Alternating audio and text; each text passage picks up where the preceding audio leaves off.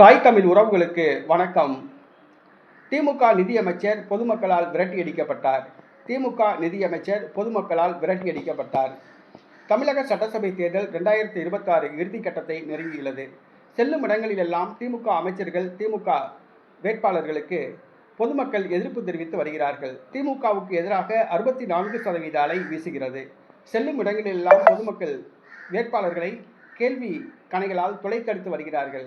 நேற்றைய தினம் ராதாபுரத்தில் வள்ளியூரில் பிரச்சாரம் செய்த அப்பாவுவை பொதுமக்கள் கேள்வி கணைகளால் துளைத்தெடுத்தனர்.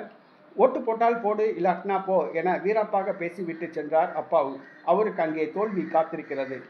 அதேபோன்று தமிழக நிதியமைச்சர் நேற்றைய தினம் தேர்தல் பிரச்சாரம் செய்தார். பொதுமக்கள் அவரை விரட்டியடித்தனர். தமிழ்நாடு நிதியமைச்சர் தங்கம் தென்னரசு இவர் திருச்சி தொகுதியில் போட்டியிடுகிறார்.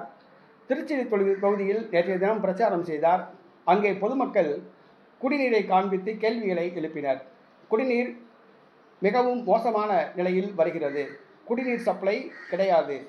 இங்கே குடிநீர் பஞ்சம் தாண்டவமாடுகிறது. அமைச்சர் இத்தனை நாட்களாக ஏன் எட்டி பார்க்கவில்லை என பொதுமக்கள் அவரை சுற்றி வளைத்து கேள்வி கேட்டனர்.